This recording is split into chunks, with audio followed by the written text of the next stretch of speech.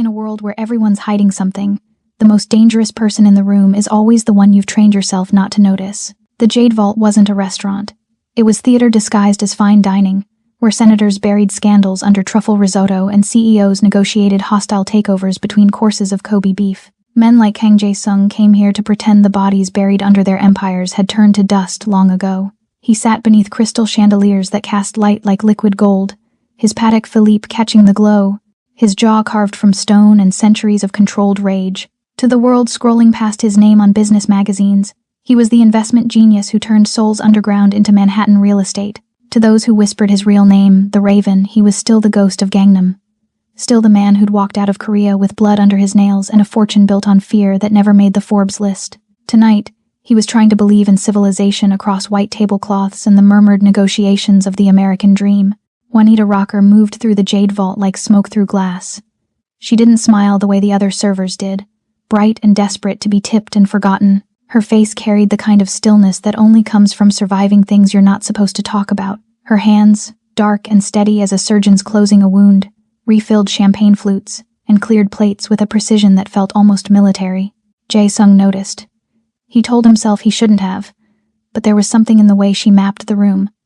Not with a server's choreographed efficiency, but with a soldier's cold calculation. Her eyes tracked exits like other people memorized wine pairings. Her shoulders held a coiled readiness that didn't belong to someone serving appetizers. She moved through the space as if constantly measuring angles, distances, threats that shouldn't exist in a place like this.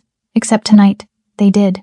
At 10:08 p.m., 5 oak chairs crashed to the marble floor in perfect synchronization.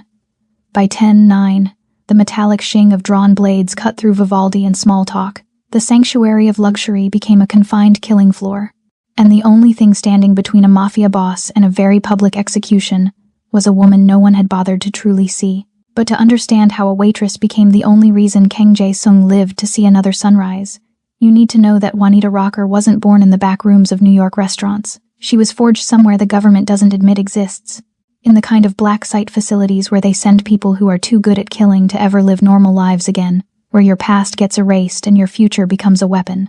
And Jae-sung, the Raven of Seoul, he'd spent 15 years believing money and fear made him untouchable. Tonight, 5 operatives from the Dragon's Claw Triad, men with specialized training and a blood debt older than his American empire, were about to teach him the difference between feared and invincible. Welcome back, my beautiful souls and kindred spirits. Before we dive in, go ahead and subscribe, like, and drop a comment telling me where you're watching from. It genuinely warms my heart to see our little family of story lovers stretching across the world. Every click, every share, every bit of love you give helps us keep uncovering these unforgettable tales together. So find your quiet corner, get comfortable, and let me take you somewhere you've never been before. The crystal didn't shatter. It exploded. One moment, the Jade Vault hummed with the low frequency of wealth and whispered deals. The next, the world became edges and violence wrapped in the metallic taste of adrenaline. Juanita's body reacted before her mind could interfere. The sharp bite of danger hit her senses familiar, almost nostalgic, and her center of gravity dropped low as chaos bloomed around her like a deadly, perfect flower. 5 men in tactical black, weapons drawn with the confidence of those who'd killed before and expected it to be easy, poured through the room with military precision. Every instinct Juanita had spent 3 years burying came screaming back to life. But these weren't amateurs storming a restaurant, and the man they'd come to kill wasn't cowering. Jae-sung moved like violence poured into a tailored suit. The first operative lunged, and Jae-sung's hand shot out faster than a man wearing cufflinks should move, catching the attacker's wrist and twisting with brutal efficiency. Bone cracked like a gunshot. The blade clattered across marble. Jae-sung drove his knee into the man's ribs, then his elbow into his throat. The operative went down hard, blood spreading across Italian leather shoes that cost more than most people's rent. 2 more closed in from opposite sides, coordinated, professional. Jae-sung pivoted left, avoiding the first man's grab, and caught the second by the jaw, his fingers finding pressure points with the precision of someone who'd ended lives long before he learned to negotiate mergers. The man's eyes rolled back. Jae-sung released him, letting him drop like a puppet with cut strings, then spun into the first attacker with a kick that connected with devastating, practiced force. This wasn't a businessman defending himself. This was the Raven of Seoul, and he'd never stopped hunting. But the remaining 2 had flanked him perfectly, blades raised, patient and deadly, waiting for the kill shot. Juanita moved, She grabbed the serving tray from her hands and hurled it like a discus. It caught the left operative across the temple, staggering him backward. Then she was closing distance, fluid and fast, snatching a wine bottle from the nearest table. She didn't throw it. She smashed it against the bar's edge in one smooth motion and drove the jagged glass into the second man's weapon hand. He screamed. The blade fell. She swept his legs with a kick that belonged in a dojo, not a dining room, and he crashed into a table that splintered under his weight like kindling. The last man standing swung his weapon toward her.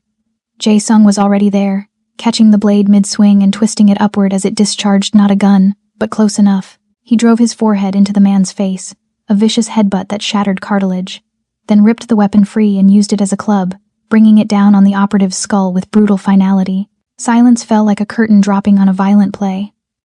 5 bodies lay broken across the floor. Jae-sung stood among them, chest heaving, suit torn at the shoulder, a thin line of blood trickling from his hairline down his temple. He looked like a god of war dressed for a shareholder meeting, and Juanita stood frozen across from him, realizing with cold clarity that she hadn't saved him at all. He'd been managing just fine. Their eyes met across the wreckage, across overturned chairs and spilled wine that looked too much like blood. His gaze was dark, burning, something in it that made her breath catch in her throat. Not gratitude, not relief. Something hungrier, something far more dangerous. "You fight well," he said, voice rough with adrenaline and something else. "But you hesitated. That last man, you left him for me." Juanita opened her mouth, closed it. She had hesitated, just for a fraction of a second. Her body had recognized him as something equal, not someone who needed saving, but someone who'd already saved himself. Jae-sung stepped over bodies like they were furniture, moving toward her with predatory focus. Blood stained his expensive cufflinks. His jaw was set. He looked magnificent and terrifying and utterly, dangerously alive. "Who are you?" Not a question. A demand. "Someone who should have stayed invisible," Juanita said quietly. Too late for that. He was close now. Close enough that she could smell sandalwood cologne mixed with gunpowder and violence. Close enough to see the way his pulse beat in his throat. "You move like a soldier, fight like a trained operative, but you serve drinks in my restaurant." "Your restaurant? I own this place. Own most of the block." His eyes never left hers. "Which means you work for me. And you just killed men in my establishment without permission." The air between them crackled with something electric and impossible to name. Juanita should run, should disappear into the New York night and never look back. But something held her in place, the way he looked at her, like she was a puzzle he intended to solve with his bare hands if necessary. Sirens wailed in the distance, growing closer. "The police are coming," Juanita said, voice steadier than she felt. "You need a story. I have one. Self-defense. 5 armed assailants attempted murder. Civilian casualties avoided thanks to alert staff." He tilted his head, studying her. "But you won't be here for it, will you? You'll vanish, because women like you don't talk to police." He knew. Somehow he knew. Juanita took a step back. Jae-sung matched it forward. "Stay," he said. Simple, commanding. The voice of a man who'd built an empire on being obeyed. "I don't take orders. Then take advice." His gaze intensified. "The dragon's claw sent these men. They know about you now, about what you can do. That makes you valuable, or a liability." He paused. "I'm offering protection. I don't need it. Everyone needs something." He raised his hand slowly, deliberately, and wiped a speck of blood from her cheekbone with his thumb. The touch was electric. Intimate, possessive, even ghosts. Juanita's breath stuttered. His hand lingered at her jaw, warm and solid and dangerous, and for one impossible moment, she wanted to lean into it, wanted to let someone else carry the weight she'd been dragging alone for 3 years. Then reason returned. She stepped back, breaking contact. "This was a mistake," she whispered. "No." Jae-sung's voice was certain. Final. This was fate. Juanita turned and ran, disappearing through the kitchen exit before he could stop her, before her treacherous body could betray her further. But she felt his gaze on her back the entire way. Hot, possessive, inevitable. Like a predator watching prey he'd already decided to claim. 48 hours after the Jade Vault became a crime scene, Jae-sung sat in his penthouse watching the city sprawl below like a circuit board of sin and ambition. The media had feasted on the story with their typical hunger for violence dressed in wealth. Billionaire investor survives brutal assassination attempt. 5 attackers dead. Heroic self-defense. His lawyers had crafted the narrative with surgical precision, turning carnage into a triumph of justice. But Jae-sung wasn't thinking about optics or public perception or the carefully orchestrated press conference his team had staged. He was thinking about her, Juanita Rocker. The name felt like a lie sitting on his tongue, artificial and constructed. Everything about her was carefully built fiction, and he'd confirmed that within 6 hours of her disappearance. No employment history before 2019, no paper trail leading backward into a past that should exist for every American citizen, no digital footprint beyond the ghost-thin identity of a woman who served drinks and collected tips and vanished into the margins of a city too busy to notice. She was Smoke wearing a uniform, moving through his world like she had every right to be invisible. He'd spent 2 days tracking her, using resources that could find anyone, anywhere. The kind of network that made privacy a quaint illusion for everyone except, apparently, her. His head of security, Min Ho, had finally delivered results an hour ago, standing in this same penthouse with the exhausted satisfaction of a man who'd moved heaven and digital earth. The woman from the restaurant, Min Ho had said, setting a tablet on the glass desk between them. She quit via text 3 hours after the incident. No forwarding address, no explanation. But our people spotted her in Koreatown yesterday. Place called the Brass Lantern, dive bar on the edge of the district. She's tending bar there now. Jae-sung had smiled then. Cold and predatory. Still hiding in plain sight. Still serving drinks. Pouring liquor for strangers. Playing at invisibility as if she could erase what he'd witnessed. As if he could forget the way she'd moved through violence like it was choreography she'd been born knowing. As if their synchronized dance of death hadn't branded itself into his memory with the permanence of scar tissue. There's more, Min Ho had continued, swiping to a photograph. A tattoo, partially visible on the wrist of one of the dead operatives. A serpent coiled through a lotus flower, fangs bared. Dragon's claw triad. We've identified all 5 men. Ex-military, specialized in close quarters wet work. They weren't sent to scare you, Jae-sung. They were sent to end you. And the client? We're still tracing the contract, but preliminary intelligence suggests Dragon's Claw leadership. There's been tension since you acquired the shipping routes through Busan. They're calling it territorial encroachment. Min Ho had paused, choosing his next words with care. This isn't going to be the last attempt.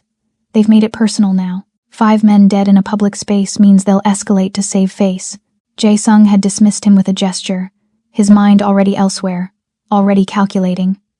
The triad was a problem that could be managed, eliminated, or negotiated with depending on the variables. But Juanita Rocker, the woman who fought like she'd been trained by ghosts and vanished like she'd never existed, she was the equation he couldn't solve. And Kang Jae-sung had built an empire by refusing to leave mysteries unresolved. Now, he stood and buttoned his suit jacket, the charcoal fabric settling against his shoulders with the weight of armor. The drive to Koreatown would take 30 minutes through evening traffic, 30 minutes to plan his approach, to decide whether he was pursuing a potential asset or chasing an obsession that had nothing to do with strategy, and everything to do with the way her eyes had locked with his across blood-spattered marble. He drove himself, piloting the Mercedes through neon-lit streets that pulsed with life and desperation in equal measure. This was his kingdom. Not the boardrooms where men pretended violence was a metaphor, but these streets where power spoke in languages the city's elite pretended not to understand. Korean script glowed on storefronts, restaurants steamed with the scent of home cooking, and small shops sold dreams to immigrants who traded one struggle for another, believing American soil would make the weight easier to carry. The Brass Lantern occupied a corner lot, its flickering neon sign half dead, the L and the completely dark.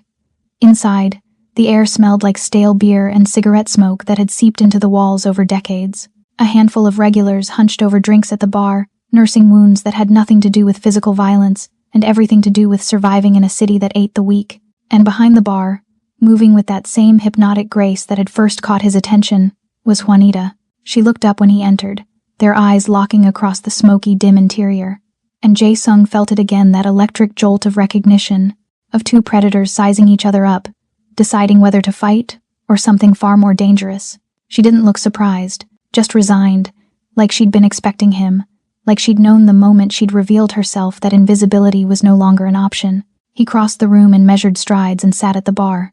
The wood was scarred and sticky, decades of spilled drinks creating a topography of forgotten nights. She approached slowly, cautiously, like someone approaching a caged animal that might or might not still be restrained. "Whiskey," he said, his voice cutting through the low murmur of the bar's other patrons.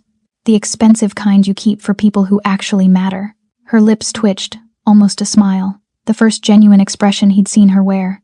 "We don't have expensive anything here, Raven." The use of his real name sent a thrill through him, dark and possessive. She knew. She'd known who he was from the beginning, which meant her presence at the Jade Vault had been deliberate, calculated. The mystery deepened. "Then give me whatever helps people forget," he said. She poured bottom-shelf bourbon into a glass that had seen better decades, slid it across the scarred wood. Her fingers brushed his when he took it, and the contact was brief but electric, sending heat racing up his arm. He saw her register it too, the slight widening of her dark eyes, the almost imperceptible catch in her breath. "You shouldn't be here," Juanita said quietly, her voice pitched low enough that only he could hear. "They'll be watching you, following you. Coming here puts me in the crosshairs. You've been in the crosshairs since you decided to intervene." He took a sip of the bourbon. It was harsh, cheap, burned, going down in a way that expensive liquor never did. "The Dragon's Claw knows about you now. Knows what you can do. That makes you valuable or a liability, depending on how they choose to perceive the situation. I can disappear. You tried that already. I found you in 48 hours. He leaned forward, elbows on the bar, closing the distance between them. "How long do you think it'll take trained operatives with a vendetta and unlimited resources?" She was silent, her jaw tight, her hands gripping the edge of the bar with enough force that her knuckles went lighter beneath her brown skin. He could see the war playing out behind her eyes, the calculation, the risk assessment, the stubborn pride that wanted to refuse his help simply because accepting it meant admitting vulnerability. "What do you want?" she finally asked. "The truth. Who you are. Why you were at the Jade Vault that night. How a woman serving drinks moves like a trained killer." He paused, letting the questions hang in the smoke-filled air. "And then I want you to work for me. I don't work for people like you." "People like me?" His smile was cold, dangerous. "You don't even know what kind of person I am. I know enough. I know you've built an empire on fear and violence, and money laundered through legitimate businesses. I know the Raven of Soul has a body count that would make most serial killers look like amateurs. I know you're exactly the kind of man I spent 3 years trying to escape." Her voice was steady, but he heard the tremor underneath, the exhaustion of a woman who'd been running too long. "And yet you saved my life." That was instinct, muscle memory. It didn't mean anything. It meant everything. He stood, moving around the bar with deliberate intent, invading her space until they were separated by inches instead of the wooden barrier. She didn't back away, didn't flinch, just tilted her chin up to hold his gaze. Defiant, magnificent. "The Dragon's Claw came for me, and you revealed yourself to keep me alive. That makes you involved whether you want to be or not. They'll come for you now, to eliminate a witness, to tie up loose ends, to send a message about what happens to people who interfere in triad business. Then I'll handle it. Alone? Running from city to city, bar to bar, always looking over your shoulder, waiting for the knife you don't see coming?" He raised his hand, slowly, giving her time to pull away, and brushed his thumb across her cheekbone. Her skin was warm, soft, and he felt her shiver under the touch. "Or you could accept my protection, my resources, and help me find the person who broke my security and gave the Dragon's Claw access to the Jade Vault. You think it was an inside job? I know it was. That restaurant is a fortress. 5 men with specialized weapons don't just walk in without help." His hand slid from her cheek to the curve of her jaw, tilting her face toward his. "Someone in my organization betrayed me. Someone close enough to know my schedule, my security protocols, my blind spots. I need someone I can trust to help me find them." "You don't trust me." "No," he admitted, his voice dropping to barely above a whisper. "But I trust that you want to survive. And right now, our survival is linked. Help me find the traitor. Eliminate the triad threat. And then you can disappear again. I'll give you resources, new identity, enough money to vanish so completely that even I won't be able to find you." She searched his face, looking for the lie, the manipulation, the trap. He let her look, kept his expression open, honest in a way he rarely allowed himself to be, because the truth was more complicated than a simple business transaction. The truth was that he'd been obsessed with her since she'd vanished into the night, that he dreamed about the way she'd moved through violence with deadly grace, that he wanted to unravel every secret she was hiding and claim them all for himself. "And what happens after we find your traitor?" she asked. "Then we're even. You saved my life. I'll give you yours back." Just like that? Just like that. Another lie. Because he knew with bone-deep certainty that he would never let her go, but she didn't need to know that yet. First, he needed her cooperation, her skills, her presence in his life for long enough that she'd stop seeing him as the enemy and start seeing him as something far more dangerous, a partner. Juanita exhaled slowly, and he watched the decision crystallize in her eyes. I don't work for you. We're partners, equals. I lead the investigation into your security breach, and you provide resources and protection. When it's done, we walk away clean. Agreed. He extended his hand, formal, businesslike, sealing the deal. She took it, her palm warm against his, her grip firm and strong. The handshake lasted longer than it should have, both of them holding on, feeling the current of something unspoken and inevitable running between them. My car's outside, he said. We start tonight. She nodded, untying her apron and tossing it onto the bar. As they walked toward the exit, side by side, Jae-sung felt the first stirrings of something he hadn't experienced in years. Not just desire, though that was certainly present, burning in his veins like liquid fire, but something deeper, more complex. The sense that this woman, this ghost who fought like a demon and vanished like smoke, might be the only person in the world capable of understanding the darkness he carried, and that made her either his salvation or his destruction. He was looking forward to finding out which.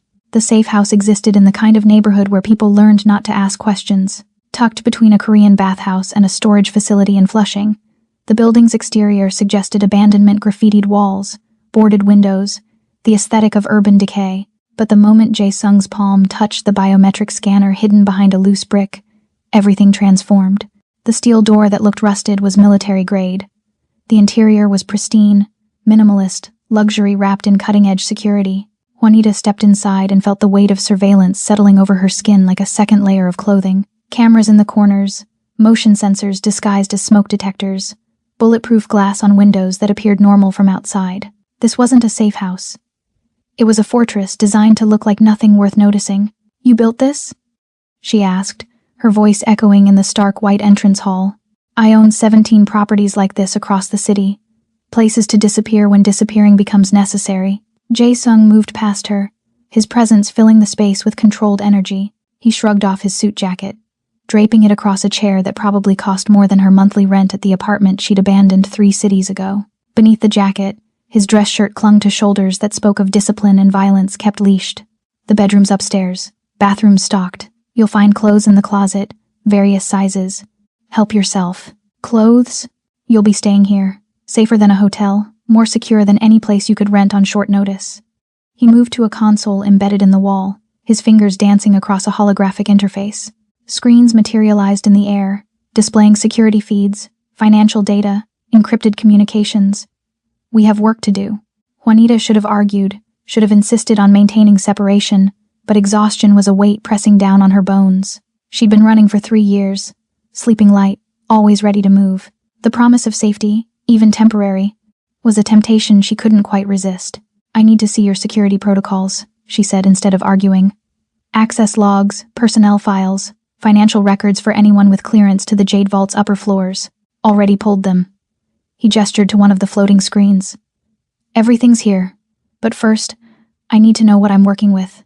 Your skill set, your background. Why a woman who moves like a trained operative was serving drinks in my restaurant. Does it matter? It matters if I'm trusting you with information that could destroy me. He turned to face her fully, and the intensity of his gaze made her breath catch. I'm opening my empire to you, Juanita. Or whatever your real name is. The least you can do is tell me who you are. The least you can do. As if truth were a small thing, easily given, as if her past weren't soaked in blood and government denial and the kind of operations that disappeared from official records before they ever existed. My real name is Juanita, she said slowly. That part's true. The rest, Rocker, isn't my birth name. That came later, after I finished my contract with a program that doesn't officially exist. Domestic security operations. The kind where you're trained to infiltrate, extract, eliminate threats to national security without leaving evidence behind. Black Ops, something like that, except we operated on American soil, against American targets. Citizens the government decided were too dangerous to arrest, too connected to prosecute, too valuable to kill, obviously. She wrapped her arms around herself, suddenly cold despite the climate-controlled temperature. I was recruited young, 17. Told I had aptitude for violence and a face that made people underestimate me. They trained me for 3 years, then deployed me for 5. By the time I turned 25, I had 17 confirmed kills and a psychological profile that suggested I was one operation away from a breakdown. Jae-sung listened without interruption, his expression unreadable. his body utterly still. So I disappeared, Juanita continued. Faked my death during an operation in Miami. Used contacts I'd made to build a new identity. Decided to become invisible. To serve drinks and blend into the background and never use those skills again. Her laugh was bitter, hollow. That lasted 3 years before I ended up in your restaurant and everything I'd buried came crawling back. Why save me? His question was quiet, genuine curiosity without judgment. Because I'm tired of watching people die. Because for once I could use what they made me into for something other than murder. She met his eyes. Because you looked at me like you saw past the uniform, and I hadn't felt seen in a very long time. The confession hung between them, raw and dangerous. Jae-sung moved closer, each step deliberate, predatory, until he stood within touching distance. This close, she could see the faint scar above his left eyebrow, smell the sandalwood and something darker beneath it, feel the heat radiating from his body. I do see you, he said, his voice rough with something that wasn't quite desire but held similar edges. I saw you that night. Not the waitress. Not the ghost. You, the woman who fights like death itself, and then vanishes because she's terrified of being found. I'm not terrified. You're petrified. His hand rose slow enough that she could stop him, and cupped her jaw with a gentleness that contradicted everything she knew about the Raven of Soul. Because being seen means being vulnerable, and you've survived this long by never letting anyone close enough to hurt you. She should pull away. Should reinforce the professional boundaries they'd theoretically established. But his touch was warm, solid, anchoring her in a way she hadn't realized she needed. Her breath came shorter, her pulse racing beneath her skin. This is a mistake, she whispered. Probably. His thumb traced her lower lip, a feather-light touch that sent electricity racing down her spine. But I'm very good at turning mistakes into opportunities. For a moment that stretched like eternity, they stood frozen in the space between decision and action. Then Juanita made a choice. She stepped back, breaking contact, creating distance because her body was screaming at her to do the opposite. If we're going to work together, she said, her voice steadier than she felt. We need boundaries. This whatever this is, it complicates things. Everything worth having is complicated. But he didn't pursue her, didn't push. Just smiled with dark satisfaction, as if her retreat were a victory instead of rejection. Fine, professional boundaries. For now, but Juanita, understand something. He moved to the holographic screens, his back to her, his shoulders tight with controlled tension. I'm a patient man. I've built an empire by knowing when to wait and when to strike. And right now, waiting is the strategic choice. But when we find the traitor and eliminate the triad threat, those boundaries you're so desperate to maintain, they're going to disappear. It wasn't a threat. It was a promise. And God help her. She wanted to believe him. Wanted to let the darkness she'd been carrying alone find an equal in his. Wanted to stop running long enough to feel what it might be like to be claimed by someone as dangerous as herself. Instead, she moved to the screens and began pulling up security logs. Show me your access records for the week before the attack. Anyone who entered the Jade Vault's restricted floors. Anyone who had knowledge of your schedule. Jae-sung joined her, standing close enough that their shoulders almost touched, and together they dove into the labyrinth of data. Hours passed, the night deepening outside bulletproof windows, as they traced digital footprints and analyzed patterns. Juanita worked with methodical precision, her mind slipping into the analytical mode she'd perfected during her operational years. Every keystroke, every file accessed, every anomaly became a thread she could follow. Here, she said finally, highlighting a series of transactions. Look at this pattern. Small, seemingly innocuous transfers, money moving through shell corporations into accounts registered in the Cayman Islands. But the timing, she pulled up a calendar overlay, corresponds with triad operations in the region. Drug shipments, weapons deals, territorial enforcement. Jae-sung leaned closer, his breath warm against her ear, his presence overwhelming. Those accounts shouldn't exist in our system. Our financial records are encrypted, compartmentalized. Only 3 people have access to this level of detail. You and Min-ho. My head of security. He's been with me for 12 years. Jae-sung's jaw tightened. And Jin-woo, my financial advisor. Family friend from Seoul. I'd trust him with my life. One of them is betraying you. No. The denial was immediate, visceral. Min-ho saved my life in Busan. Jin-woo helped me build this empire from nothing. They're not just employees. They're brothers. Juanita turned to face him fully, her expression hard. Then one of your brothers is selling you to the triad. Because these transactions are too sophisticated, too deeply embedded in your legitimate operations, to be anyone outside your inner circle. She watched the realization break over him like a wave, the way his features shifted from denial to fury, to something colder, more dangerous. Betrayal had a particular kind of pain, she knew, especially when it came from family. "We need to confirm which one," he said finally, his voice stripped of emotion. "And then we need proof that will hold up if I decide to make this legal instead of permanent." "And if you decide to make it permanent?" His smile was a blade wrapped in darkness. "Then I'll need your help making it look like an accident." They worked through the night, building a profile of the traitor through digital breadcrumbs and forensic accounting. Somewhere around 3 a.m., Jae-sung brought food from the fully stocked kitchen, Korean comfort food, stew and rice and banchan that reminded her of meals she'd eaten in safe houses across the world. They ate in silence, the companionship of exhausted soldiers rather than the awkwardness of strangers. "Why did you really build this empire?" she asked as they returned to the screens. "It wasn't just money or power. Men like you, we don't do things for simple reasons." "You're right. It wasn't about money." He was quiet for a long moment, his gaze distant. "I came to America with nothing but blood under my nails, and a name that meant something in Seoul's underworld. I was 22, angry, convinced I could rebuild here what I'd lost there. But I learned quickly that America doesn't care about your overseas reputation. Here, I was just another immigrant with an accent and a history I couldn't prove. So you proved it. I built an empire that couldn't be ignored. Turned nightclubs into money laundering operations, legitimate businesses into fronts for everything the city wants to pretend doesn't exist. And somewhere in the middle of building, I forgot why I started.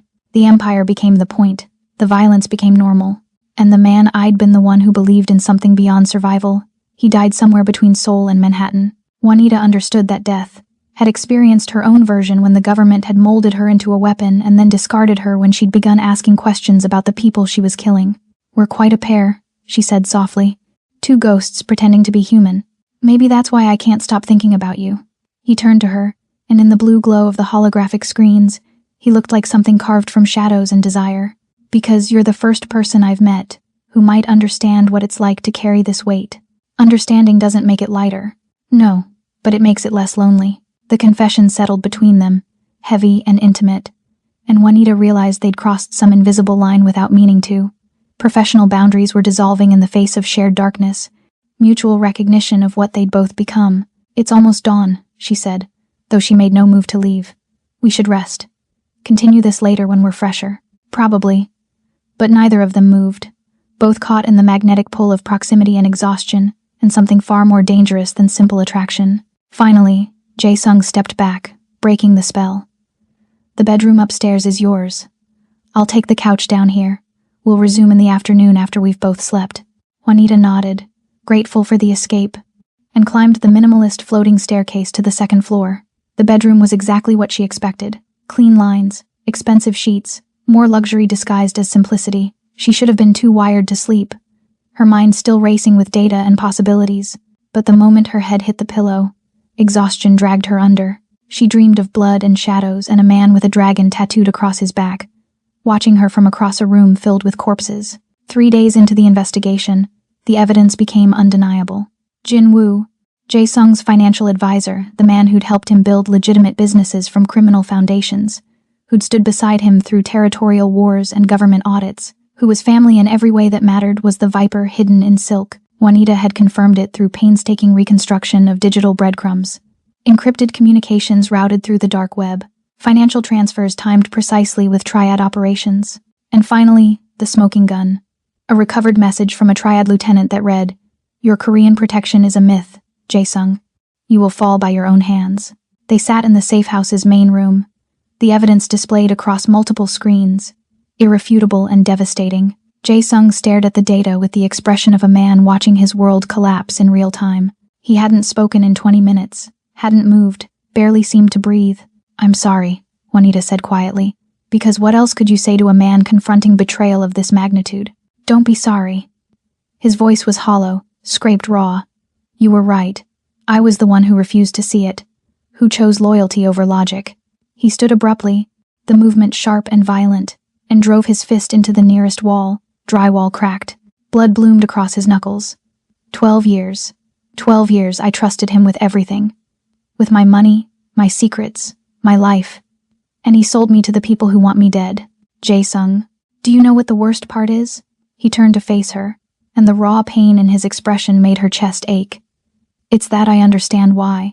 Jin-woo lost his brother in the territorial war with the Triad 3 years ago, a casualty of my expansion into their territory. I told him it was necessary, that his brother's death bought us leverage. That sacrifice was the price of empire, and he smiled and nodded, and helped me consolidate power while he plotted my destruction. He made a choice, a wrong one. But that's on him, not you, is it? His laugh was bitter, broken. I built this empire on blood and fear. I made decisions that destroyed families, ended lives, created enemies who'll never forgive or forget. Jin-woo's betrayal is just the bill coming due for all the violence I pretended was justified. Juanita crossed the room and took his damaged hand in hers, her fingers gentle as they traced the split knuckles. You're not the monster you think you are. You don't know what I've done. I know exactly what you've done. I can see it in every careful decision, every moment of controlled violence, every time you choose strategy over impulse. She met his eyes, willing him to hear her. You're a killer. Yes, but you're not a monster. Monsters don't feel guilt. They don't question their choices or ache over betrayal. They don't build safe houses to protect people who should be their enemies. Is that what you are? My enemy? I don't know what I am to you. The confession felt dangerous, too honest. But she was tired of pretending the connection between them was purely professional. But I know I've seen the worst of what you're capable of, and I'm still here. That should tell you something. He turned his hand in hers, linking their fingers, his grip almost desperate. Tell me about the worst thing you've done. The operation that broke you. It was an unfair ask, trading trauma like currency. But Juanita found herself answering anyway. Miami. 3 years ago. Target was a shipping magnate with ties to human trafficking. My orders were to infiltrate his organization, gather evidence, then eliminate him during a meeting with his distributors, make it look like a deal gone bad, leave no witnesses. But when I got there, I realized the distributors were just street-level dealers. Kids mostly, desperate and stupid, and in over their heads. My handler told me the orders stood. Eliminate everyone, secure the operation, I argued. He threatened to pull my extraction. Leave me burned in hostile territory unless I completed the mission. Jae-sung's jaw tightened. You did it. I killed the target and 2 of his actual lieutenants, but the kids I let them scatter. Fired into the walls, created chaos, gave them time to run, then I faked the scene to look like I'd followed orders. Her voice dropped to barely above a whisper. My handler knew, called me soft, told me I was done after debriefing. That's when I realized I'd become something I didn't recognize, a weapon that questioned its purpose, so I disappeared before they could retire me permanently. You saved them, the kids. I don't know if I saved them or just delayed their destruction, but I couldn't kill them, couldn't cross that line and remain human. She squeezed his hand. That's the difference between us and actual monsters, Jae-sung. We still have lines we won't cross, still carry the weight of the lines we've already crossed. That makes us damaged, yes, dangerous, absolutely, but not monsters. He pulled her closer, and she let him, their bodies fitting together with the ease of puzzle pieces designed for each other. His forehead rested against hers, his breath warm against her lips, and for a moment they existed in a bubble where the world outside didn't matter. I'm going to kill him, Jae-sung said quietly. Not a threat, a statement of fact. Jin-woo. When we find him, I'm going to make him answer for this betrayal. I know. Will you help me? I'll do whatever you need. Another dangerous confession, but she meant it. Somewhere between analyzing data and sharing trauma, she'd stopped seeing him as a client or a temporary partner. He'd become something else entirely, something that terrified her more than any operation she'd ever run. What I need, he murmured, his lips almost brushing hers, is to stop thinking about betrayal and death and empire for just one moment. What I need is to feel something other than rage. Jae-sung, tell me to stop. His hand slid to the small of her back, pulling her flush against him. Tell me this is unprofessional, that we're breaking the boundaries you insisted on, that this is a complication we can't afford. Tell me, and I'll stop. But Juanita couldn't form the words, couldn't summon the logic that would push him away, because she needed this too. Needed to feel something warm and alive and human after 3 days of dissecting betrayal and planning violence. Needed to touch something real instead of the ghosts they'd both become. So instead of refusing, she closed the final distance between them and kissed him. The kiss was nothing gentle. It was fury and desperation and 3 years of running colliding with 12 years of building empires on blood. His hands tightened on her body. one sliding up her spine to tangle in her hair, the other gripping her hip with enough force to bruise. She responded with equal intensity, her fingers digging into his shoulders, pulling him closer, deeper, trying to crawl inside his skin and share the darkness that was threatening to consume them both. They broke apart, gasping, foreheads pressed together, both trembling with the force of what they'd unleashed. "This changes things," she whispered against his mouth. "Everything's already changed." He kissed her again, slower this time, but no less intense. "The moment you saved my life, Juanita, the moment I decided I wasn't letting you vanish, this was always inevitable." She knew he was right, had known it from that first locked gaze across blood-spattered marble. They were two broken people who'd found something almost like wholeness in each other's jagged edges. It wasn't healthy. Probably wasn't safe. Definitely wasn't smart. But it was real. And that was more than either of them had experienced in longer than they could remember. The safe house's bed was a sanctuary wrapped in expensive sheets, and the kind of darkness that made confession easier. They'd made love with the desperate intensity of two people who'd been alone too long, who'd carried too much weight, and finally found someone strong enough to share it. Now they lay tangled together, sweat cooling on skin, hearts gradually slowing to something approaching normal rhythm. Jae-sung traced patterns across Juanita's bare shoulder, his touch reverent in a way that contradicted everything she knew about the Raven of Soul. This close, in the aftermath of intimacy, he looked younger, almost vulnerable, the hard edges of his control softened by satisfaction and something deeper. "I've been thinking," he said quietly, his voice rough with exhaustion and emotion, "about what happens after we find Jin-woo, after we eliminate the triad threat." "Don't." Juanita pressed her finger to his lips, silencing him. "Don't make plans for a future that might not exist. Let's just have this. Right now, without thinking about tomorrow. You think we won't survive? I think we're both too damaged to build anything lasting." She shifted to face him fully, her dark eyes serious.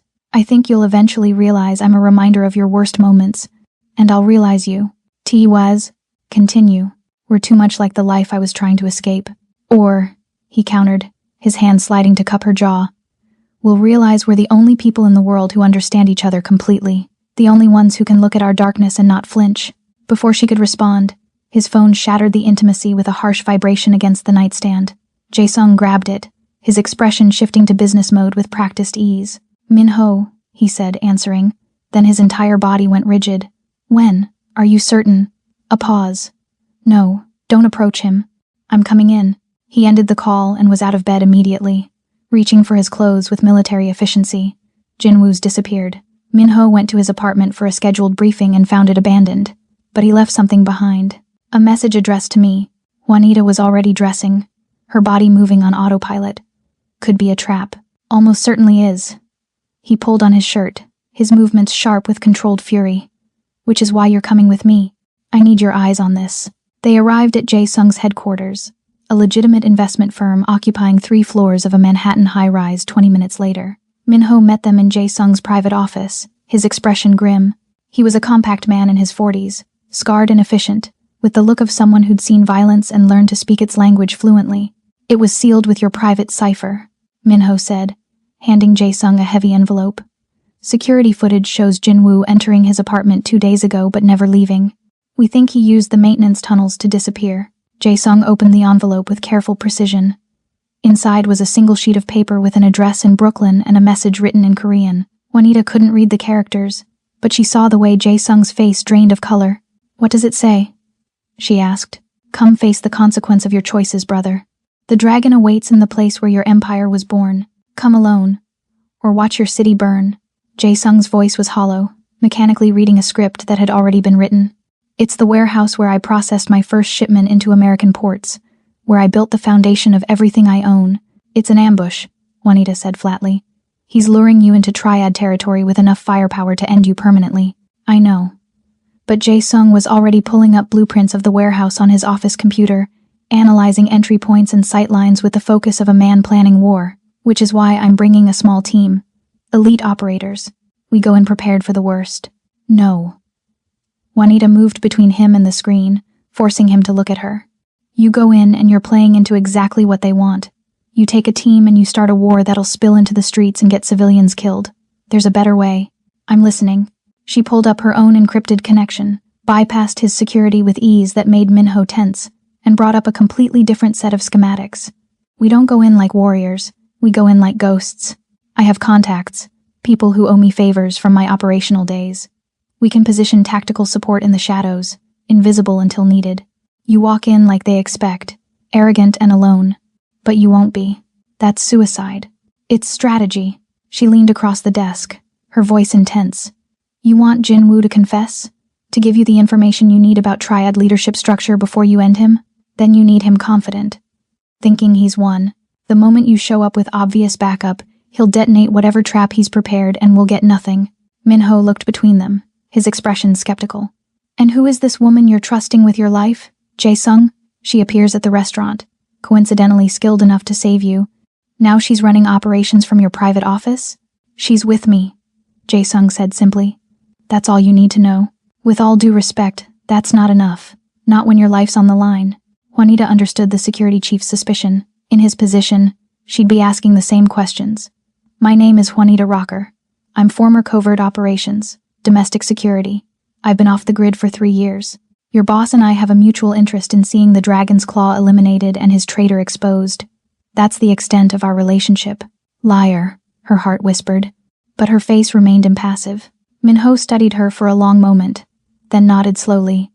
If Jae-sung trusts you, that's enough for me. But understand this if you're playing him. If this turns out to be a deeper deception, there's nowhere you can run that I won't find you. Noted. She turned back to Jae-sung. We have maybe 12 hours before Jinwoo decides you're not coming and triggers whatever backup plan he has. I need to make calls, coordinate positioning, ensure we have medical support standing by. You need to prepare yourself mentally for whatever he's going to say. I'm ready.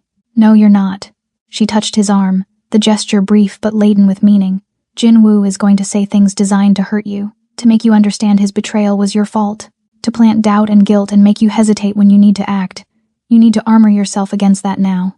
Jae-sung's jaw tightened, but he nodded. Set it up. Whatever you need. You have my complete authorization. As Juanita moved to a secure terminal and began making encrypted calls, reaching out to ghosts from her operational past, she felt the weight of what they were about to do settling across her shoulders. This was the kind of operation that either resolved everything cleanly or destroyed everyone involved. There was no middle ground. And somewhere in the planning, in the careful coordination of invisible support and strategic positioning, she realized she'd made a choice, not just about helping Jae-sung eliminate his traitor, but about what came after. She'd spent 3 years running from the violence she'd been trained for, trying to become someone else. But watching Jae-sung face betrayal with the kind of controlled fury that reminded her of herself, she understood something fundamental. You couldn't run from what you were. You could only choose how to wield it. And maybe, just maybe, wielding it beside someone who understood the weight was better than carrying it alone. As dawn broke over Manhattan, painting the sky in shades of blood and gold, they finalized the plan. Jinwoo's trap would become their sting. The dragon's confidence would become their weapon. And whatever happened in that warehouse, whatever truths were exposed or blood was spilled, they would face it together. 2 predators who'd finally stopped pretending to be anything other than what they were. The horizon waited, sharp-edged and unforgiving. They drove toward it anyway. The warehouse crouched at the edge of Brooklyn's industrial waterfront like a beast waiting to feed. Rust bled down corrugated metal walls, decades of salt air eating through paint and pretense. This was where Jae-sung's empire had been born 15 years ago, where containers filled with goods that would never appear on customs documents had first touched American soil, where he'd proven himself worthy of fear and respect in equal measure. Now it would serve as either his resurrection or his tomb. Juanita watched from a concealed position 300 yards away, night vision scope trained on the warehouse's main entrance. She'd positioned her contacts with surgical precision ex-military contractors who owed her favors they couldn't refuse, scattered across rooftops and access points like invisible guardians. FBI tactical support stood by 2 blocks away, ready to move on her signal. Everything was calibrated, controlled, as perfect as an operation this volatile could be. But watching Jae-sung walk toward that warehouse alone, his silhouette sharp against flickering streetlights, made something in her chest constrict with fear she hadn't felt in years. Alpha Team. Confirm position, she murmured into her comm. Northeast perimeter secure. No movement. Bravo Team. South entrance covered. Thermal shows 15 heat signatures inside, clustered center mass. 15. Jinwoo hadn't come alone. He'd brought the full weight of his Triad alliance. Enough firepower to start a war.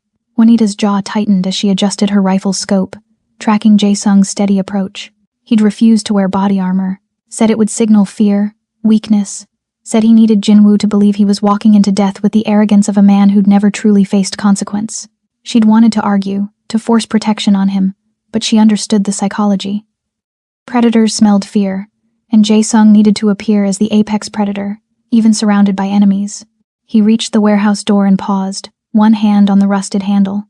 For just a moment, he looked back toward her hidden position, though he couldn't possibly see her through the darkness. The gesture felt like goodbye, like a man acknowledging he might not walk back out. Then he opened the door and disappeared inside. Juanita's world narrowed to the scope, to the thermal signatures moving inside that warehouse, to the sound of her own controlled breathing. Through her earpiece, she heard the faint audio feed from the wire Jae-sung wore, disguised as a button on his shirt. "Hello, brother." Jinwoo's voice, smooth and cold. "I wasn't certain you'd come. Where else would I be?" Jae-sung's tone carried casual menace. "You invited me to the place where everything began. It seemed appropriate to honor that invitation. Always so controlled, so perfectly composed.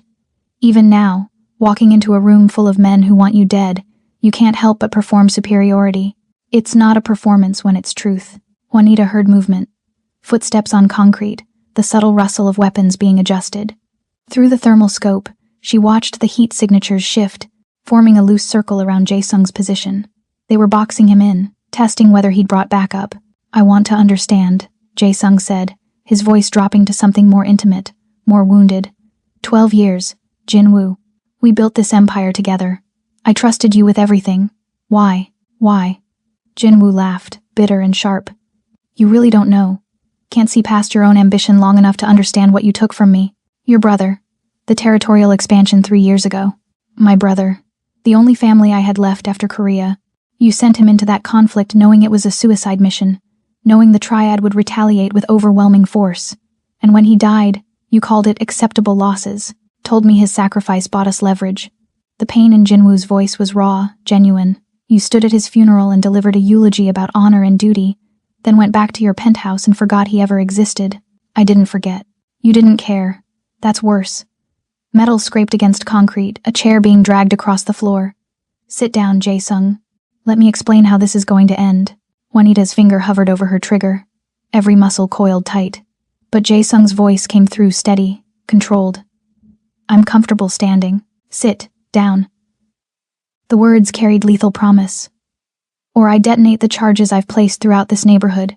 3 apartment buildings, a school, a hospital, all wired to explode if I don't send a cancellation code every 10 minutes. So sit and listen and understand that you're not leaving here alive." Through the scope, Juanita watched Jae-sung's heat signature lower as he sat. Her mind raced through contingencies, calculating blast radius, civilian casualties, the impossibility of finding and defusing explosives she had no intel on. Jinwoo had outplayed them, turned a tactical ambush into a hostage situation that neutralized her entire support network. "The dragon's claw is here," Jinwoo continued, his voice carrying satisfaction. "Their leadership has agreed to a partnership. Your territories, your operations, your empire, it all transfers to them. In exchange, I get what I actually want. Your destruction. Not just your death, Jae-sung. Your complete annihilation. Everyone will know you died begging, broken, betrayed by the person you trusted most. You're making a mistake." Jae-sung's voice remained calm, but Juanita heard the undercurrent of rage building beneath the surface. "The Triad doesn't honor agreements.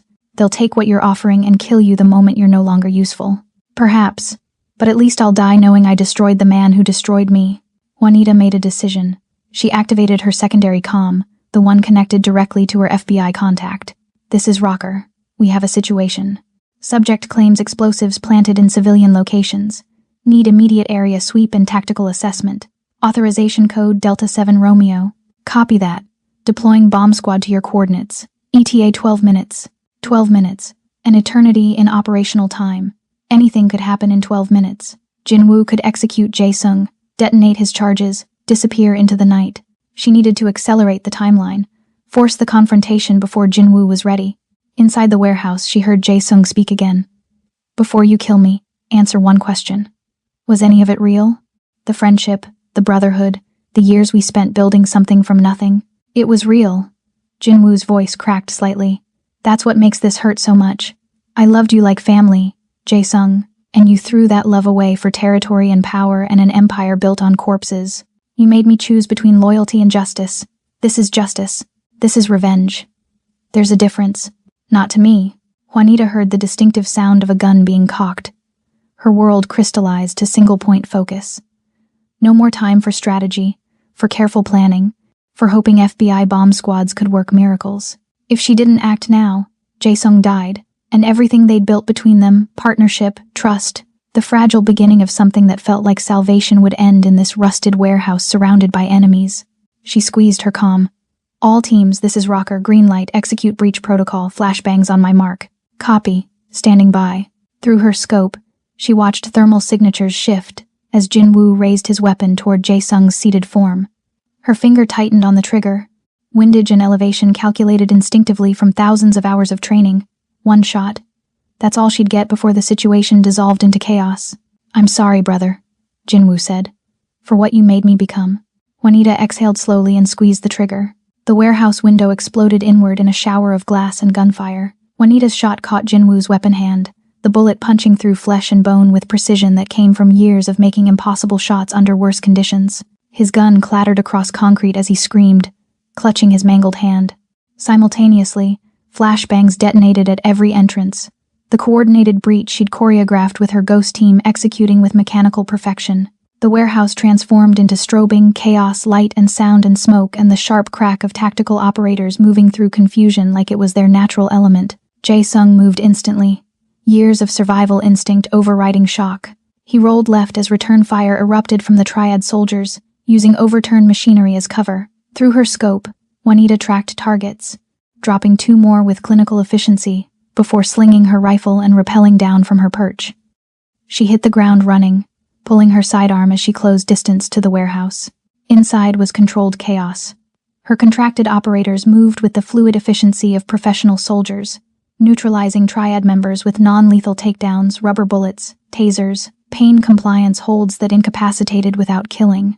This wasn't a massacre. It was an arrest operation disguised as a firefight, because Juanita had lied to Jae-sung about one critical element of the plan. She reached Jin-woo, where he'd collapsed against a support beam, cradling his destroyed hand. Blood spread across concrete beneath him, not enough to be fatal but sufficient to keep him stationary. His eyes widened as she approached, recognition flickering through pain-induced haze. You, he gasped. You're with him? Not exactly. Juanita crouched, keeping her weapon trained on his center mass. FBI Organized Crime Division sends their regards. Jin-woo, you're under arrest for conspiracy to commit murder, racketeering, and about 15 other charges I don't have time to enumerate. The warehouse's chaos was subsiding as her operators secured the Triad soldiers. Red and blue lights strobed through blown-out windows as FBI tactical units poured in, flooding the space with federal authority. This wasn't a gang war ending in blood. It was a calculated sting operation that she'd been orchestrating for 4 months, using the Jade Vault attack as the catalyst that finally gave her enough evidence to move. Where's Jae-sung? She demanded, scanning the warehouse. Here. His voice came from behind her, rough with adrenaline and something darker. Right here. Wondering when you were going to mention you'd been working with federal agents this entire time. She turned slowly, reading the betrayal in his posture, the way his hands hung loose at his sides, ready for violence but uncertain who to direct it toward. It's not what you think. Really. Because I think you've been undercover this entire time. I think the Jade Vault wasn't coincidence. I think you've been using me to build a case against the Triad and everyone connected to them, which includes my organization. His voice was cold, clinical, the emotional vulnerability he'd shown her replaced by the calculating predator she'd first met. I think everything between us was part of your operation. No. She took a step toward him. He took one back. The operation is real. But what happened between us, that was, save it. Jae-sung's expression was carved from ice. I don't need the apology. I need to know if I'm about to be arrested alongside Jin-woo and his Triad partners. Juanita glanced at the FBI agents processing the crime scene, then back to Jae-sung. Walk with me. They moved to a quieter corner of the warehouse, far enough from federal ears to have something approaching privacy. Juanita could feel the weight of his anger, his sense of betrayal, radiating like heat. 4 months ago, I was approached by an FBI organized crime task force, she said quietly. They knew about my operational background, knew I'd gone dark, and they made me an offer. help them dismantle the Dragon's Claw's American operations, provide them with irrefutable evidence of Triad leadership involvement in murder and trafficking, and they'd guarantee me full immunity for anything in my past, a clean slate, a real life instead of running forever, and I was your way in. You were the target's target. The Triad wanted you dead, which meant they'd eventually make a move significant enough to expose their entire structure. I got a job at the Jade Vault knowing it was one of your properties, knowing you frequented it, hoping an opportunity would present itself. She met his eyes. I didn't expect them to send 5 operatives, didn't expect to actually have to save your life, and I definitely didn't expect— Don't. He cut her off, his voice sharp. Don't tell me you didn't expect to feel something. Don't try to convince me any of what happened between us was real when it was all part of your operation. It wasn't part of the operation. She grabbed his arm, forcing him to look at her. Yes, I was working with the FBI. Yes, I used the Triad's obsession with destroying you to gather evidence. But what I felt, what we became to each other, that was never part of the plan. That was me being stupid and reckless and falling for someone I had no business wanting. How convenient. The undercover agent falls for her mark. That's not a story, Juanita. That's a cliché. It's the truth. She released him, suddenly exhausted. And if you can't see that, if you honestly believe I would share what I shared with you, tell you things I've never told anyone, let you see the worst parts of who I am, all as part of some elaborate deception, then you don't know me at all. Jae-sung was silent for a long moment, his expression unreadable. Around them, FBI agents were loading Jin-woo and the Triad soldiers into transport vehicles. The warehouse that had witnessed the birth of his empire was becoming the scene of its partial dismantling. What happens now? He finally asked. Jin-woo and the Triad leadership go to federal prison for the rest of their lives. Your organization.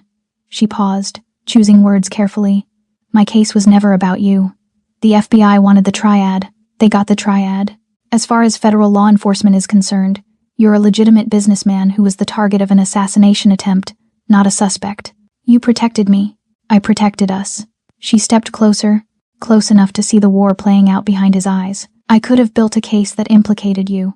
Lord knows there's enough evidence if I'd wanted to look. But I didn't want to. I wanted you safe, free, alive. I wanted us to have a chance at something that wasn't built on violence and running, by lying to me, by making impossible choices in an impossible situation. Her voice broke slightly. I'm not asking you to forgive me, Jae-sung. I know betrayal when I'm looking at it, even when the betrayal comes wrapped in good intentions. I'm just asking you to understand why. An FBI agent approached, tactical vest marked with official insignia. Miss Rocker, we need your statement. And Mr. Kang, we'll need yours as well for the official record. Juanita nodded. Give us 5 minutes. The agent retreated. In the space he left behind, silence stretched between them like a chasm too wide to cross. Finally, Jae-sung spoke, his voice stripped of emotion. When this is done, when you've given your statements and closed your case and collected your immunity, I don't want to see you again. The words hit like physical blows, but Juanita forced herself to remain standing, to meet his eyes without flinching. Understood. Everything we had, everything I thought we were building, it's over. You made your choice when you decided lying was acceptable. I'm making mine now. I know. He turned to leave, then paused, looking back over his shoulder. For what it's worth, I believe you. I believe you fell for me despite the operation. I believe what we had was real. His smile was broken, sad, but I also believe that doesn't matter. Real or not, we were built on deception, and I've learned the hard way that foundations made of lies always crumble eventually. Then he walked away, toward FBI agents and official statements and a future that didn't include her. Juanita stood alone in the warehouse, surrounded by the evidence of her successful operation, and felt like she'd lost everything that actually mattered. The FBI debriefing took 6 hours. Juanita sat in a sterile interrogation room painted institutional beige, recounting every detail of the operation with clinical precision. Her handler, Special Agent Morrison, recorded everything with the satisfaction of someone who'd just closed a case that would define his career. Outstanding work, Rocker, he said as they concluded. The Triad leadership is in custody. We've seized enough assets to cripple their American operations for a decade, and we've got testimony from Jin-woo that'll put them away permanently. This is exactly what we hoped for when we brought you in. Glad I could help. Her voice was hollow, mechanical. Morrison studied her. You all right? You did good here. Saved lives, ended a major criminal operation, kept a gang war from spilling into the streets. That's worth celebrating. Sure. She stood, gathering the few personal items she'd brought. My immunity paperwork? Being processed now. You'll have official documentation within 48 hours. Clean slate, just like we promised. He extended his hand. You ever want to come back? Work with us officially? You've got an open invitation. Juanita shook his hand without enthusiasm. I'll keep that in mind. She left the FBI field office as dawn was breaking over Manhattan, painting the sky in shades of gold and rose that felt obscene compared to the darkness she carried inside. Her phone buzzed a text from one of her contracted operators confirming the bomb threat had been a bluff. Jin-Woo had been bluffing about the explosives, using psychological warfare instead of actual ordnance. Smart, cruel, exactly the kind of move Jae-sung would have respected if it hadn't been aimed at his destruction. Jae-sung. Just thinking his name created an ache in her chest that had nothing to do with physical injury and everything to do with the way he'd looked at her in that warehouse like she was a stranger wearing the face of someone he'd trusted. She'd saved his life, protected his empire, ensured he walked away from federal investigation without charges, and in doing so, she destroyed the fragile beginning of something that could have been salvation for them both. Her phone rang. Unknown number. She almost didn't answer, but operational instinct made her pick up. Juanita. His voice sent electricity down her spine. We need to talk. I thought you never wanted to see me again. I don't. A pause. But there's something you need to know before you disappear. Meet me at the safe house in 1 hour. Come alone. He ended the call before she could respond. Juanita stood on the street corner, watching early morning commuters flow past like water around stone, and made a decision. One last meeting. One final conversation. Then she'd do what she'd always done best. Disappear so completely that even her memories would eventually fade to nothing. The safe house looked different in morning light, less fortress and more simply empty. She found Jae-sung in the main room, standing before the holographic screens they'd used to track Jin-Woo's betrayal. He'd changed clothes, the blood-spattered shirt replaced by casual wear that made him look younger, less like the Raven of Soul and more like a man caught between identities. Thank you for coming, he said without turning around. You said there was something I needed to know. Several things, actually. He finally looked at her, and the exhaustion in his eyes was profound. First, Jin-Woo's testimony includes information about my operations. Enough that even with your protection, I'm going to spend the next year under federal scrutiny. My empire as it existed is over. The FBI might not charge me, but they'll dismantle everything I built piece by piece, until all that's left is the legitimate businesses and a reputation too damaged to rebuild. I'm sorry. Don't be. It's what I deserve. He moved closer. Close enough that she could smell sandalwood and exhaustion. Second thing, I was wrong.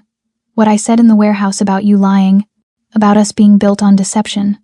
I was hurt and angry and lashing out at the only person who didn't deserve it. Juanita's breath caught. Jae-sung, let me finish. His hand reached out, hesitated, then touched her face with heartbreaking gentleness. You made impossible choices in an impossible situation. You protected me when you could have destroyed me.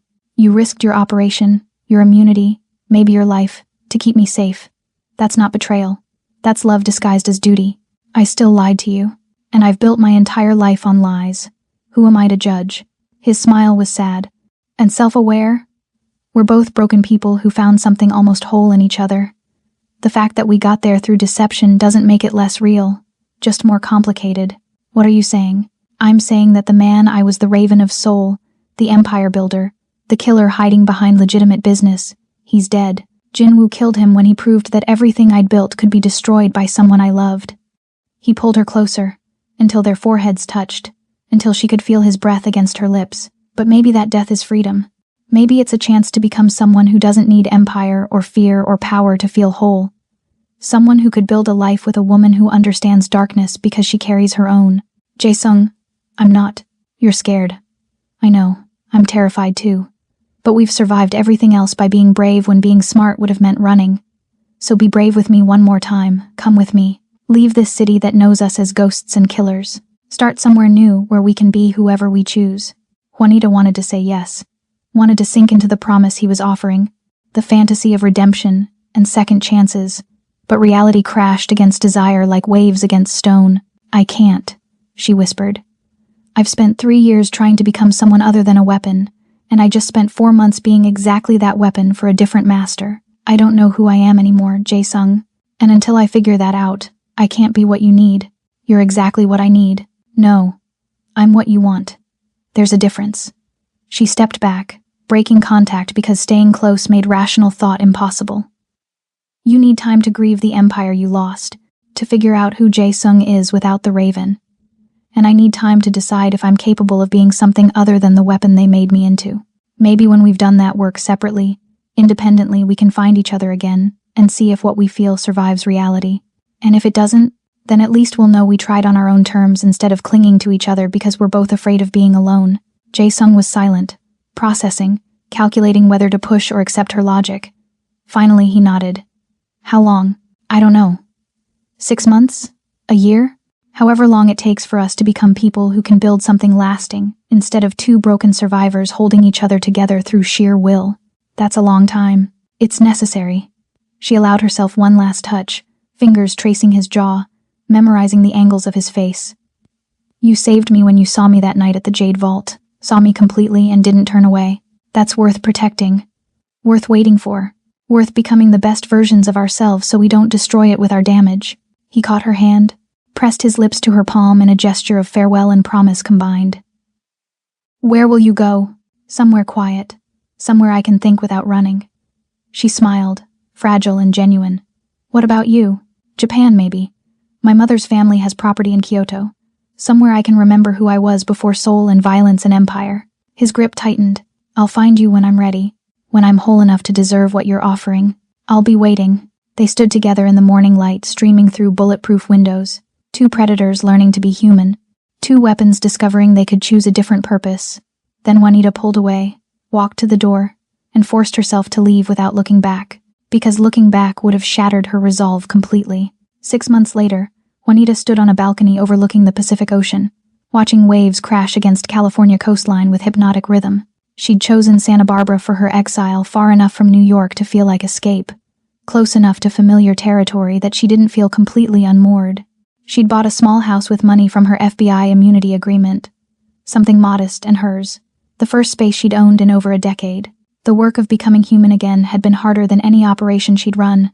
Therapy with a specialist who understood operational trauma, long days of hiking in silence and learning to be alone without being lonely, reading books that had nothing to do with tactics or survival, cooking meals that weren't just fuel, building a life that wasn't defined by running or hiding or waiting for the next threat. It wasn't perfect.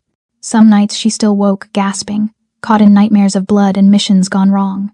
Some days the absence of purpose felt like drowning, but slowly, painfully, she was discovering a version of herself that existed separate from violence. A woman who could choose peace without feeling like a coward. Her phone buzzed. A message from an unknown number containing only coordinates and a time. Tomorrow, sunset, a private airfield 30 miles north. She smiled, something warm and real unfurling in her chest. The airfield was small, private, the kind of place where people with resources and need for discretion conducted business away from official channels. Juanita arrived early, watching the sky shift through shades of amber and rose as the sun descended toward the horizon. A sleek private jet touched down precisely on schedule, and her heart kicked against her ribs with anticipation and fear combined. Jae-sung emerged from the aircraft, looking transformed. The ruthless edges of the Raven had softened into something more human, more accessible. He wore simple clothes, moved with easier grace, carried himself without the constant calculation of threat assessment. But when his eyes found hers across the tarmac, the intensity remained that fundamental recognition of kindred spirits that had drawn them together in blood and chaos. "Hi," he said as he reached her. The simplicity of the greeting almost absurd after 6 months of silence. "Hi yourself." She studied him, cataloging changes. "You look different. I feel different. Lighter. Like I've finally stopped carrying weight I was never meant to hold." He smiled, and it reached his eyes in a way it never had before. Japan was good, quiet, gave me time to remember what it felt like to be just a man instead of an empire. And I like being just a man, especially if that man gets to build a life with a woman who understands why empire was so seductive in the first place. Juanita felt tears prick her eyes, sudden and unexpected. "I've missed you. Every day, even when I knew separation was necessary. I missed you so much it physically hurt." "I know." I felt the same. He closed the distance between them, cupping her face with hands that had killed but now held only gentleness. But the missing made this moment possible. Made it so when I tell you I love you. I'm not saying it from a place of desperation or survival. I'm saying it because you're the only person I want to share my life with. Now that I've figured out what that life should be, I love you too. The words felt like freedom instead of surrender. Not the raven, not the ghost. You. The man who's brave enough to choose peace after a lifetime of war. He kissed her then, soft and deep and full of promise, the kind of kiss that spoke to futures instead of stolen moments. When they broke apart, both breathless, he gestured to the jet. I have something to show you, a proposal, if you're interested. They boarded the aircraft, and Jae-sung pulled up holographic displays showing property listings. A vineyard in Sonoma Valley, acres of land, existing structures that could be renovated, potential for building something beautiful from the ground up. I want to make wine, he said, the confession almost shy.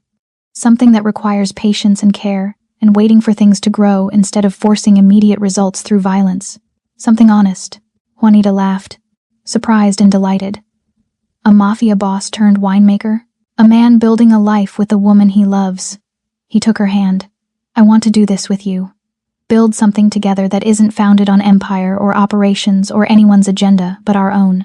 I want to wake up next to you without wondering if today's the day someone comes to kill me. I want to argue about barrel aging and terroir instead of territories and rivals. I want boring and peaceful and real. That sounds perfect. She squeezed his fingers. Absolutely perfect. They flew north as the sun set, painting the sky in shades of blood and gold that no longer felt ominous, just beautiful. Below, California stretched out like a promised land that had seen violence, but could host redemption just as easily. Land where two people who'd been weapons could learn to be gardeners instead. Do you think we'll ever completely escape what we were? Juanita asked quietly. No, Jae-sung said honestly. I think we'll always carry the scars. Always have skills we wish we'd never learned. Always understand darkness in ways most people can't. But maybe that's okay. Maybe being honest about our damage is better than pretending we're innocent. Two predators who chose to stop hunting. Two people who finally found home in each other. The jet soared over vineyard country, chasing the horizon toward a future they'd build together. Not perfect, not innocent, but theirs, chosen deliberately instead of forced by circumstance.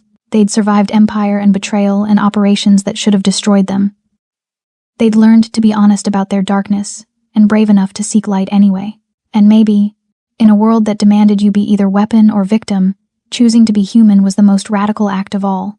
Juanita leaned her head against Jae-sung's shoulder, feeling his arm wrap around her with possession that felt like safety instead of control. Outside the window, the horizon stretched infinite and waiting. They were flying toward it together, finally running toward something instead of away. That had to count for everything. So tell me, beautiful souls, what did you think? Did this story of broken people finding wholeness in each other's darkness touch something deep inside you?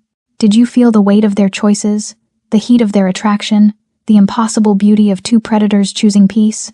Drop a comment and let me know which moment made your heart race. Was it the restaurant massacre? The betrayal? That first kiss in the safe house? Or maybe it was the ending, watching them fly toward redemption together. I want to hear from you because your thoughts, your feelings, your connection to these characters, that's what makes storytelling magic. And if this story left you hungry for more dark romance, more dangerous men, and the fierce women who match them, hit that subscribe button, smash that like, share this with someone who understands that the best love stories aren't about perfection. They're about two damaged people brave enough to build something real from the wreckage. Because we've got more stories waiting in the shadows, more tales of forbidden desire and dangerous devotion, and I don't want you to miss a single one. Until next time, my kindred spirits, remember that sometimes the most dangerous thing you can do is choose to be loved exactly as you are, darkness and all. Stay beautiful, stay brave, and I'll see you in the next story.